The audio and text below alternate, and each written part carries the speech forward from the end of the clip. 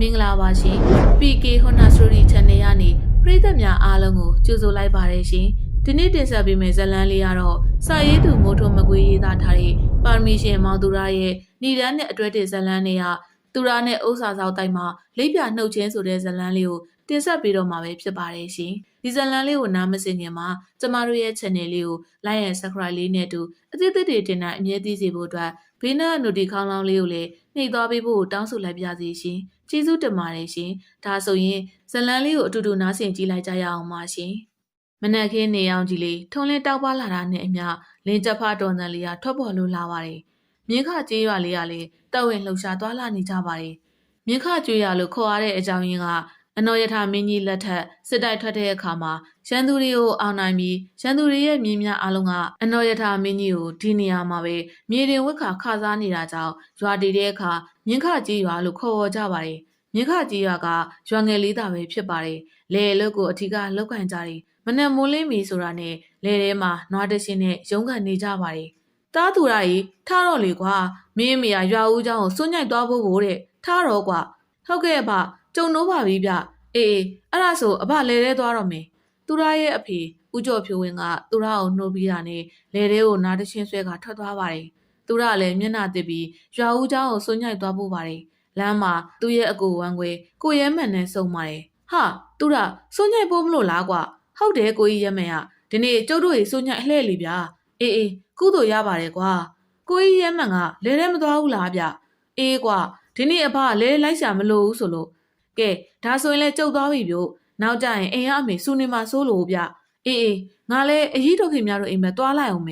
ေသူရလည်းကိုကြီးရဲမှန်ကိုနှုတ်ဆက်ခါရွာဦးကျောင်းဘက်ကိုထွက်လာခဲ့လိုက်ပါတယ်ကျောင်းရောက်တော့ဆရာတော်ကြီးကိုစွန့်ညိုက်ကပ်လိုက်ပါတယ်တကားလေးဖ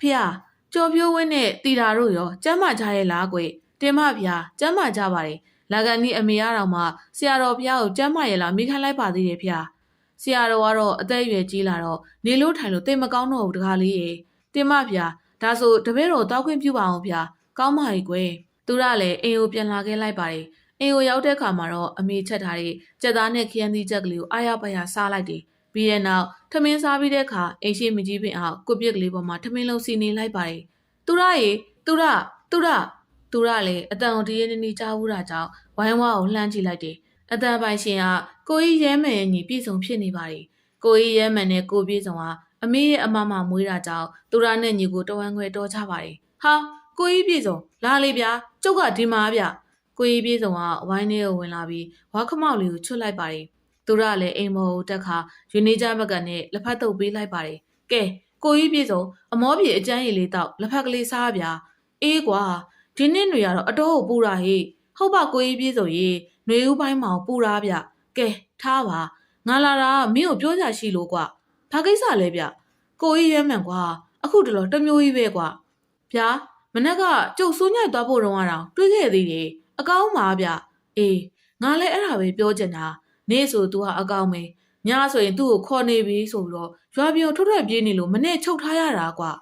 ဒီကိစ္စကိုဘသူတွေသိသေးတော့မြငါတို့မိသားစုပဲဒါကိုသိတာကွာရွာတွေကလူတွေသိသွားရင်တယောက်တစ်ပေါက်ပြောနေကြမှာဆိုလို့အတိမပေးဘူးမင်းကဒီလိုကိစ္စတွေတိတ်ဆက်စုတတ်တဲ့ကောင်ဆိုတော့မင်းများသိမလားလို့ဟာကိုကြီးပြေးစုံကလေကျုပ်ကအခုမှကြုံမှုတာဗျဒါနဲ့ကိုကြီးပြေးစုံတော့ကိုကြီးရဲမှန်ကိုမနှက်ကြမင်းမကြည့်ကြဘူးလားမေးပါပြီရောလားကွာမနှက်ကြသူကဘာမှမမှတ်မိဘူးတဲ့ကွာဒါဆိုအတော်ထူးဆန်းတာပဲဗျကျုပ်ဘုံမြအောင်ကိုတွားမိပြီမယ်ကိုကြီးပြေဆုံးဘာမှစိတ်မပူနဲ့ကြလားအေးပါကွာငါလည်းမင်းကိုပဲအားကိုးရမှာပဲကိုပြေဆုံးပြန်သွားတော့နေရင်းတနိုင်လောက်ရှိနေပြီဖြစ်ပါတယ်သူကလည်းဘိုးအောင်မြတ်တို့ဝိုင်းဘက်ကိုထွက်လာခဲ့လိုက်တယ်ဘိုးအောင်မြတ်တို့ဝိုင်းရှိရောက်တော့ဘိုးအောင်မြတ်ကအိမ်ပေါ်မှာရင်းနေချမ်းတောက်ပြီးတော့ထိုင်နေတာကိုတွေးလိုက်ရတယ်ဘိုးကျုပ်ဝင်ခဲ့မယ်နော်အေးဝင်ခဲ့လေဘိုးအောင်မြတ်ကအသက်အရွယ်ရလာလို့ထင်ပါတယ်သူရကိုတမ်းမမှတ်မိသူရဘိုးအောင်မြတ်ပြီးမှဝင်ထိုင်လိုက်တော့မှအော်ငါမြေးသူရပဲ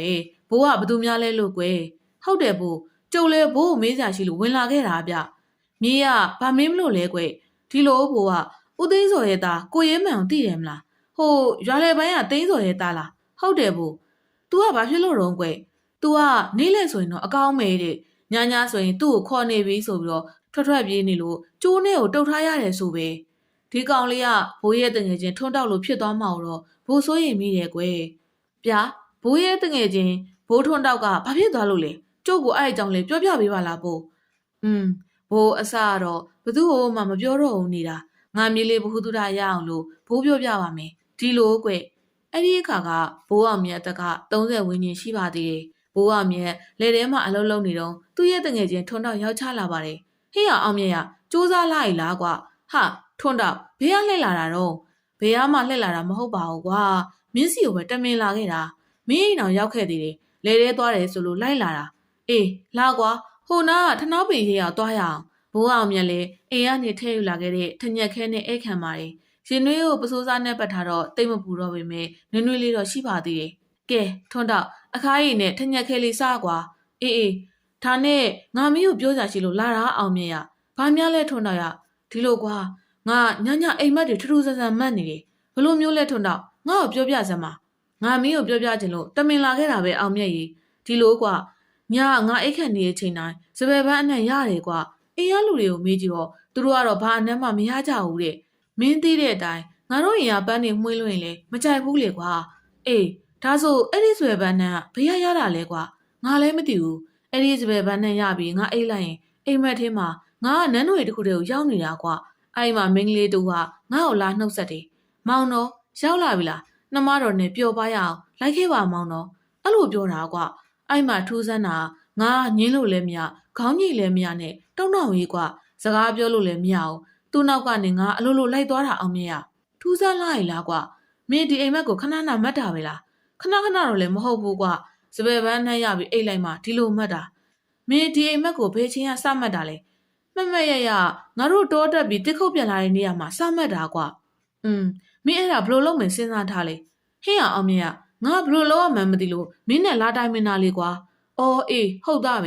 ဒါနဲ့မင်းရလူတွေရောမင်းဒီလိုဖြစ်နေတာပြောပြသေးလားမပြောရသေးဘူးတော်ကြစိတ်ပူနေကြမှာစိုးလို့ကွာအေးမပြောနဲ့အောင်ငါလည်းဒီကိစ္စတွေတိတ်မသိဘူးကွာနေဦးဟိုဘက်ရွာမှာဟိုတကောက်ကဆရာကြီးဥတီပါရှိသေးလားမသိဘူး तू ကတော့တီးလောက်တယ်ကွာငါသွားမေးပေးမယ်မိဘာမှစိတ်မပူနဲ့ဟုတ်ပြီလားအေးကွာကျေးဇူးတင်ပါတယ်ရပါတယ်ကွာမလိုပါဘူးအေးဒါဆိုရင်ငါပြန်အောင်မယ်အိမ်မှာနန်းနေလန်းစရာရှိသေးလို့အောင်မြင်ရအေးငါမေးပြီးရင်မင်းစီလာပြောမယ်ဟုတ်ပြီလားအေးသွားပြီဟေးဘိုးအောင်မြင်လေတငယ်ချင်းဖြစ်သူထွန်းနောက်ပြန်သွားတာနဲ့လှုပ်ရှားရှိတဲ့အလုပ်တွေကိုပြန်လုပ်နေလိုက်တယ်နောက်တနေ့ကျဟိုဘက်ရွာကိုဘိုးအောင်မြင်တယောက်လှဲနဲ့သွားလိုက်ပါတယ်ရောက်ချင်းတကြီးရဲ့အိမ်ကိုအရင်ဝင်သွားလိုက်တယ်ဟာမအောင်မြတ်ပါလားဘေးကနေပေါက်ချလာတာတော့ကွာဘေးကမှပေါက်ချလာတာမဟုတ်ဘူးတကြီးရေဒီကိုပဲလာခဲ့လိုက်တာဗျဘိုးအောင်မြတ်ကပြောရင်းနဲ့တကြီးဘေးကတန်လျားခုံလေးမှာဝင်ထိုင်လိုက်တယ်ဘာကိစ္စများလဲကွာဆရာကြီးဥတီပါစီလာတာတကြီးကဆရာကြီးရောရှိလားမရှိဘူးအောင်မြတ်ရဟိုဘက်ရွာကိုသွားတယ်အဲ့ဒါမှဒုက္ခပဲဗျာကျုပ်ကအရေးကြီးကိစ္စရှိလို့လာတာဗျဘာကိစ္စမလို့လဲမအောင်မြတ်ရဒီလိုတကြီးရေဘိုးအောင်မြတ်လေရှားဆောင်ကန်ကြီးရတကြီးဥဖို့စီကိုအကြောင်းဆုံးရှင်းပြလိုက်တယ်မအောင်မြတ်ပြောတဲ့အကြောင်းတွေကအတော်ထူးဆန်းတာပဲကွာတာမန်လူတွေဖို့ဒီလိုအိမ်မမျိုးမမှတ်နိုင်ဘူးအဲ့ဒါကြောင့်ကျုပ်လဲဆရာကြီးဥတီပါစီလာခဲ့တာဆရာကြီးကဒီလိုမျိုးကိစ္စတွေဆိုသိမလားလို့လောကီဆရာဆိုတော့သိတော့မယ်ထင်နေစောင်းလိုက်ဖို့အောင်မြတ်ရဆရာကြီးကဒီရွာကိုပြန်လာမယ်ပြောသွားတယ်ဒီနေ့ပြန်လာအောင်မယ်ပြောတာလားတကြီးအေးဟုတ်တယ်ကွာငါတပည့်လူကြီးကိုပြောခိုင်းလိုက်တာတဲ့ဒါဆိုရင်လဲစောင့်တာပေါ့တကြီးဟာဘိုးအောင်မြတ်လေတကြီးဥဖိုးစီတို့အိမ်ကနေဆရာကြီးဥတီပါအလာကိုစောင့်နေခဲ့လိုက်ပါတယ်ဆရာကြီးဥတီပါကလည်းတစ်ဖက်မှာပျောကကုသရမှာအဆွေရအတော်ကောင်းမှနေတာကြောင့်အချိန်တော်ကြာတဲ့အထိကုနေရပါတယ်ညတကောင်လောက်မှရှားဆောင်ကန်ကြီးရောပြန်ရောက်လာခဲ့တယ်ဘိုးအောင်မြတ်ကလည်းမပြန်သေးတာကြောင့်ဆရာကြီးဥတီပါလာတာနဲ့အကျိုးသေးအကြောင်းတွေပြောပြလိုက်တယ်ဆရာကြီးကဖျားစီရှိမှပရိစိတ်ကတခုခုကိုအာယုံခံနေပုံရပါတယ်ခဏလောက်ကြာတော့မှဘိုးအောင်မြတ်ပဲလှည့်လာခဲ့တယ်မောင်အောင်မြတ်တငယ်ချင်းထွန်းတော့ကိုဆရာကြီးမကယ်နိုင်တော့ဘူးကွဗျာဆရာကြီးဘာဖြစ်လို့လဲမောင်အောင်မြတ်တငယ်ချင်းထွန်းတော့ကိုဥစ္စာဆောင်မတူကချစ်ချိုက်ဆွဲလန်းသွားတယ်ဒီနေ့ညမှာပဲထွန်းတော့ကိုလိပ်ပြနှုတ်ယူသွားခဲ့ပြီဗျာဘိုးအောင်မြတ်လည်းမနဲ့စောစောထားကရှားဆောင်ကန်ကြီးရွာကနေထွက်လာခဲ့လိုက်တယ်သူရဲ့ရွာကိုရောက်တာနဲ့ထွန်းတော့အိမ်ဘက်ကိုလှဲတုံးဆိုင်မောင်းကရောက်ချလာခဲ့တယ်ဘိုးအောင်မြတ်မြင်ချင်းအဟောသွားခဲ့ရတယ်ဆရာကြီးဥတီပါပြောသလိုပဲထွန်းတော့ကိုဥစ္စာဆောင်မှာလိပ်ပြနှုတ်ယူသွားခဲ့ပြီဖြစ်ပါတယ်ဘိုးအောင်မြတ်လည်းစိတ်မကောင်းဖြစ်ကသူ့မကူညီနိုင်တာခွင့်လွှတ်ပေးဖို့အတွက်စိတ်ထဲကနေပြောပြီးတော့ထွန်းတော့ရဲ့အာတုဖောက်လိုက်ဖို့ပြီးခဲ့တယ်ညသူအိတ်တဲ့အချိန်အိမ်မက်ထဲမှာနန်းဝင်နန်းစားတွေနဲ့ထွန်းတော့ရောက်ချလာပါတယ်သူနဲ့အတူအလွန်လှပတဲ့မင်းမပြိုတူလည်းပါလာခဲ့တယ်မင်းထွန်းတော့မလားဟုတ်တယ်အောင်မြတ်ငါမင်းရဲ့တငယ်ချင်းထွန်းတော့ပါငါမင်းကိုပြောကြရှိလို့လာခဲ့တာ အမှန်တကယ်တော့ဒီဥစ္စာဆောင်မလေးကိုငါလည်းအချိန်ကြာလာတာနဲ့အမျှမြစ်တာတောက်ဝင်လာခဲ့မိတယ်အဲ့ဒါကြောင့်ငါသူနဲ့တူအခုလိုလိုက်သွားခဲ့တာပဲမင်းမကူညီနိုင်တာမဟုတ်ပါဘူးမင်းစူးစမ်းခဲ့ပါတယ်ငါကိုယ်တိုင်ကအကူညီမခံခဲ့တာပါငါသွားတော့မေငါတို့တိုက်ကလည်းရွှေ့ရတော့မှမလို့ငါမင်းကိုလာနှုတ်ဆက်တာရော့ဒီမှာမင်းအတွက်ဘိုးအောင်မြက်လည်းမျက်ရည်တွေတသွင်းစီးကြကထွန်းနောက်ပေးတဲ့အရာတစ်ခုကိုယူလိုက်ပါတယ်ထွန်းနောက်ကပေးပြီးရနဲ့ငါသွားပြီနော်တကယ်ချင်းနှုတ်ဆက်ခဲ့ပါတယ်ကွာလို့ဆိုကတဖြည်းဖြည်းပုံရိပ်တွေကဝေဝါးသွားခဲ့ပါတယ်ဘိုးအောင်မြက်ကအတိတ်ကိုပြန်လဲပြောပြရင်မျက်ရည်တွေကျလာခဲ့တယ်သူကလည်းနားထောင်ပြီးတော့စိတ်မကောင်းဖြစ်သွားပုံရပါတယ်ဒါနဲ့ဘိုးကိုပေးခဲ့တဲ့ပစ္စည်းကဘာလဲဆိုတာကြုတ်သိလို့ရမလားမြေးသိချင်တော့ဘိုးပြပါမယ်ကွယ်ဘသူ့ဟိုမှာတော့ပြန်မပြောရအောင်နော်စိတ်ကြပါဘိုးကကျုပ်ကနှုတ်လုံပါတယ်အေးဒါဆိုဘိုးသွားယူပြမယ်ဘိုးအောင်မြတ်ကပြောပြီးတာနဲ့သူအိတ်တဲ့အခန်းထဲဝင်သွားပါတယ်ခဏလောက်နေတော့ပေါ်ဝါနဲ့ထုတ်ထားတဲ့အရာတခုလက်ထဲမှာကင်ပြီးပြန်ထွက်လာတယ်ဒီမှာငါမြေးသိချင်တဲ့ဘိုးတင်ငယ်ချင်းထိုးတော့ဘိုးကိုပြီးခဲ့တဲ့ပစ္စည်းပဲသူကလည်းပေါ်ဝါလေးကိုဖြည်းဖြည်းချင်းဖြီချလိုက်တယ်ပေါ်ဝါလေးဖြီလိုက်တော့အထဲကနေရွှေမကြီးသီးတောင်နှစ်ချောင်းထွက်လာခဲ့တယ်သူကအံ့ဩမြင်သက်သွားခဲ့ပါတယ်သူရတေချာကန်ကြီးလိုက်တော့ရွှေအစစ်ဖြစ်နေမှန်းသိသွားတယ်ဝိတ်ကလည်းအတော်ပါနေပုံရပါတယ်သူရလည်းခဏပဲကန်ကြီးပြီးဘိုးအောင်မြတ်ကိုပြန်ပေးလိုက်တယ်ဘိုးဒီပစ္စည်းတွေမရအောင်လားမရအောင်မို့ငါမီရဲ့ဒီပစ္စည်းတွေကိုဘိုးရဲ့အမွေဖြင့်ဘိုးသားသမီးတွေကိုပေးခဲ့မှာသူတို့ကိုလည်းမရအောင်ခိုင်းမှုဒီပစ္စည်းလေးကဘိုးတို့ရဲ့အမွေနှစ်ဖြစ်တစ်သက်လုံးတင်ထားခိုင်းမှာကွဘိုးရဲ့ရွေချက်လေးကကောင်းပါတယ်ဗျာဒါနဲ့ဘိုးပြောပုံအရဆိုရင်ကိုကြီးရဲမှန်ကိုလည်းဥစ္စာဆောင်နေပါရလိပ်ပြနှုတ်လို့လားမသိဘူးနော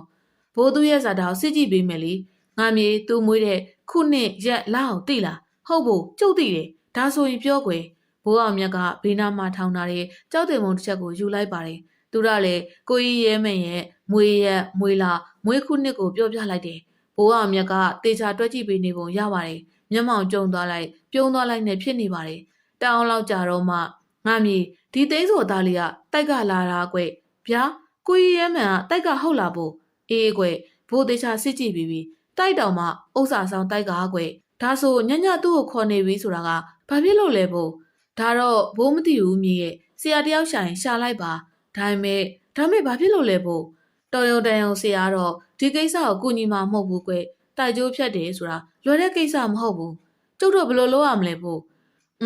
ဘိုးထင်တော့ဒီရက်ပိုင်းထဲမှာဆရာတယောက်လာလိမ့်မယ်ဒီရွာကိုဆက်ဆက်မြက်မြက်ရောက်လာမှာဒါပေမဲ့သူလည်းအတက်အကြီးကူညီလိမ့်မယ်လို့တော့ပြောလို့မရဘူးကွဟုတ်ကဲ့ဘို့အခုလိုပြောပြပေးလို့ကျေးဇူးတင်ပါတယ်ကျုပ်ကိုပြန်ခွင့်ပြုပါအောင်ဘို့အေးကောင်းပါပြီကွသူကလည်းဘိုးအောင်မြတ်ကိုနှုတ်ဆက်ပြီးတော့အိမ်ကိုပြန်လာခဲ့လိုက်တယ်အိမ်ရောက်တော့ရေမိုးချိုးပြီးညစာစားလိုက်ပါတယ်ည9 နာရီလောက်ရောက်တော့အကိုတဝမ်းခွဲတော်ဆက်သူကိုရဲမှန်တို့အိမ်ဘက်ကိုထွက်လာခဲ့လိုက်တယ်ကိုရဲမှန်တို့အိမ်ရှိရောက်တော့အိမ်ထဲကိုတန်းဝင်လာခဲ့လိုက်တယ်မြင်ချင်းသူကအံ့ဩသွားခဲ့ရပါတယ်ကိုကြီးရဲမှန်ဘလို့ဖြစ်တာလဲဗျ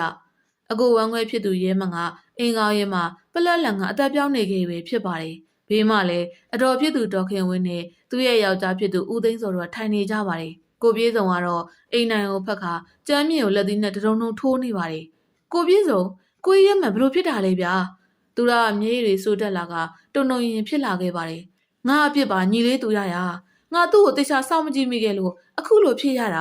ာပြောပြပါဦးကိုပြေဆုံးရကျုပ်ဖြစ်ယုံတော့မယုံနိုင်ဘူးဗျာမင်းမလာခင်စောစောလောက်ကကိုရဲမှန်ကဘလို့မှထိန်လို့မရတော့ဘူးအိမ်ထဲမှာလုံးဝကိုတောင်းကျမ်းနေတာဟိုမှမြင်လာကြငါနဲ့အဖသူ့ကိုကျိုးနဲ့တုတ်ထားပြီးရွာထဲကအမဲပေါ်တယ်ဆိုလို့တွားဝယ်တာအိမ်ပြန်ရောက်တော့ကိုကြီးရဲမှန်မရှိတော့ဘူးကျိုးတွေကလည်းအကုန်ပြတ်နေတယ်ငါတို့လည်းစိတ်ပူပြီးတော့တရေလုံးရှာပေးမယ်ဘယ်မှမတွေ့ဘူးအဲ့မှာရွာတွေကဥခိုင်တဲ့ကငါတို့စီကိုပြေးလာပြီးရွာပြင်ကွင်းဆက်မှာကိုကြီးရဲမှန်ကိုတွေ့ခဲ့တယ်ဆိုလို့ငါတို့အပြေးလိုက်သွားတော့သူ့ရဲ့အသက်မစ်နေတဲ့ခန္ဓာကိုယ်ပဲပြန်ရခဲ့တယ်သူရရငါကြောက်မှာကွာကိုကြီးရဲမှန်တည်ရတာငါကြောက်ကိုကြီးပြေဆုံးကအသက်ကုန်အော်ဟစ်ခါငိုနေပါတယ်သူရလည်းကိုပြေဆုံးကိုနှစ်သိပ်ပြီးရင်သူပါငိုနေမိပါတယ်ပြီးတဲ့နောက်ဘိုးအောင်မြရောက်လာခဲ့တယ်ဘာမှငိုမနေကြနဲ့တော့တည်တဲ့လူကတည်သွားပြီပဲပြန်ရှင်လာမှမဟုတ်တော့တာမဟုတ်ပါဘူးဘိုးရဲ့ကျုပ်ကြောင့်ကျုပ်သေးချာစောင့်မကြည့်ခဲ့လို့ကိုကြီးရဲမှန်တည်ရတာပါဗျာငါမြေးပြေဆုံးအမှန်တော့ရဲမှန်တည်ဆုံးသွားတာကဘသူကြောင့်မှမဟုတ်ဘူးကွဘိုးပြောပြမယ်ရဲမှန်ကတိုက်ကလာတာကွတိုက်တောင်မှဥစ္စာဆောင်တိုက်ကားကွဗျာဘိုးတကယ်ပဲလားကိုကြီးရဲမှန်ကတကယ်ဥစ္စာဆောင်တိုက်ကလားဟုတ်တယ်မြေးရဲ့မြေးမြုံရင်မြေးရဲ့မိဘနှစ်ပါးကိုမေးကြည့်သူတို့ကအရင်တော့သူများအိမ်နောက်ပြင်မှာအဖီဆွဲပြီးနေခဲ့ရတာရဲမှန်မွေးတဲ့အချိန်ကစပြီးစီးပွားရေးတွေအဆင်ပြေလာတယ် လေယာသီးနှံပြိုးကျတိုင်းအောင်လာခဲ့တယ်ကွအဲ့ဒါကြောင့်ရဲမှန်ကသူနေရမဲ့တက်တန်းကုန်လို့သူ့တိုက်ကိုပြန်သွားခဲ့ပြီသူ့အတွက်အမြတမ်းပေးဝေဖို့သာစီစဉ်ကြဖို့ဘိုးကလာပြောရတာကွဘိုးပြန်အောင်မေဘိုးအောင်မြတ်ကသူပြောကြရှိတာတွေကိုပြောကြပြီးငကားကောင်းမွန်ပါတဲ့တောင်မွေးကိုထောက်ခါအိမ်ဝိုင်းနဲ့ထွက်သွားပါတယ်ဘိုးအောင်မြတ်ပြောခဲ့တဲ့စကားတွေကိုကြားပြီးရွာသူရွာသားတွေကလည်းအံ့ဩမဆုံးဖြစ်နေခဲ့ကြပါတယ်ကိုကြီးရဲမှန်ရက်လဲတဲ့နေ့မှာသူတို့တငယ်ချင်းတစုဟာကုညီလောက်ကင်ပေးခဲ့ကြပါတယ်ကိုပြေးဆောင်ကလည်းအလုပ်ကိုအရင်ကထက်ပုံမစူးစမ်းလာခဲ့တယ်အဲ့ဒီအဖြစ်ပြက်တွေဖြစ်ပွားပြီးတလားခန့်အကြာမှာတော့မြင့်ခကြီးရွာတင်းချိုင်းတွေကိုလွယ်တလုံးလွယ်ပြီးတော့အသားခတ်ညွညွနှခမ်းမွေးကြဲကြဲနဲ့လူတူကရောက်ရှိလာခဲ့တယ်မျက်နှာသွင်းမြုံကြည့်ရှုယုံနဲ့ဘလောက်ကောက်ကြည့်လိုက်မယ်ဆိုတာမပြောတတ်အခုတင်ဆက်ပေးခဲ့တဲ့ဇလန်းလေးကတော့သူရနဲ့ဥစ္စာဆောင်တိုက်မှာလိပ်ပြနှုတ်ချင်းဆိုတဲ့ဇလန်းလေးကိုတင်ဆက်ပေးခဲ့တာပဲဖြစ်ပါတယ်ရှင်။နားဆင်အားပေးခဲ့ကြတဲ့ချစ်ရတဲ့ပရိသတ်များအားလုံးကိုလည်းကျေးဇူးအထူးပဲတင်ရှိပါတယ်ရှင်။